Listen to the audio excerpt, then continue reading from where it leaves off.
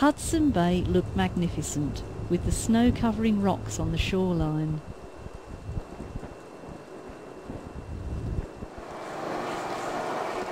We made our way out across the tundra in a tundra buggy. This huge machine gave a very bumpy ride as it crossed semi-frozen shallow lakes and even the edge of the sea. The ice was already forming where the waves lapped the edges. Nearly all the trees seem to be single-sided. This is due to the bitter winds always blowing in the same direction. With no bears in sight, we were allowed off for a quick photo stop. It needed to be quick in this bitter wind. Keep an eye out. The winds are really high, so usually the caribou, once the winds are high, will head down to the tree line. A polar bear! That's what we had come to see. The camera's clicked away, then it decides it wants to sleep. These are ferocious animals able to kill a human in seconds, but looking at that one, it looks more like a dog playing.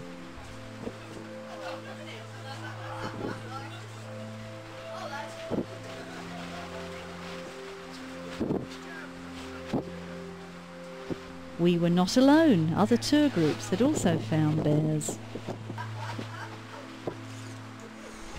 The bears migrate from further south and congregate near Churchill for just a few weeks in November, waiting for the bay to freeze. Then they can head off across the ice, searching for their main food, ringed seal with occasional walrus or whale.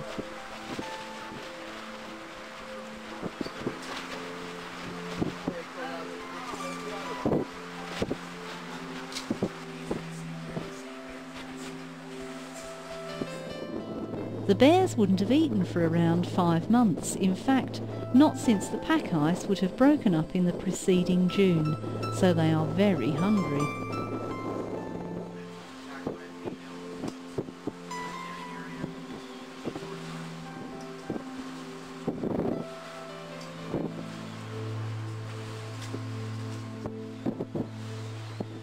The high winds on this exposed landscape were making our buggy shake.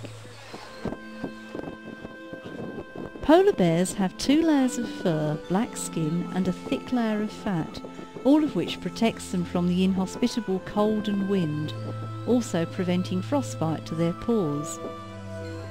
Sleeping or resting seemed to be the order of the day.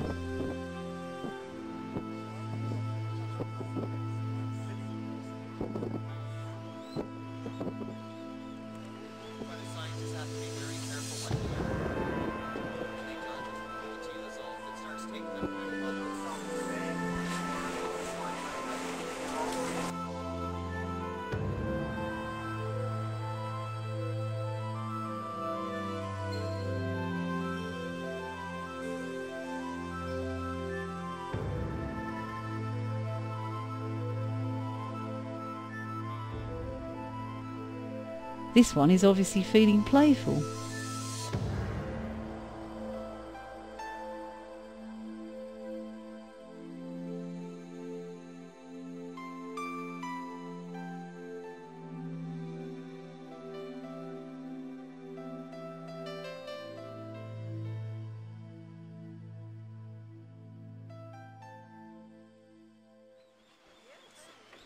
Most of the other tour groups had departed as it was getting late, but luckily for us, the action had only just started.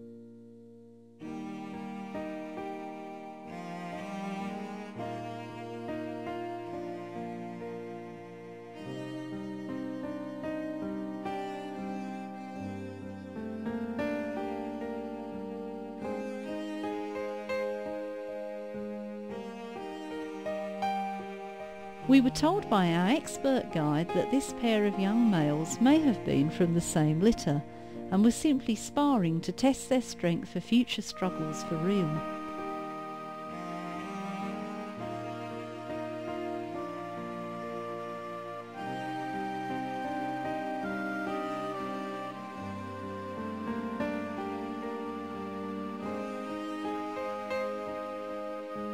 An average fully grown male bear would be 1 metre high at its shoulders, with the largest being 2 metres. Standing on their hind feet, the largest bears stand over 3.5 metres high. That's 11 feet, not to be messed with.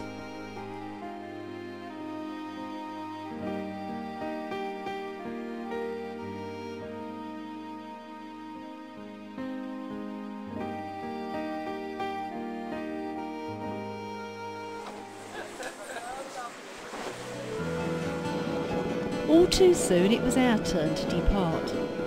We had been travelling for 2 weeks and covered several thousand miles through some inhospitable country, but at least we had seen what we had come all this way for: polar bears in the wild.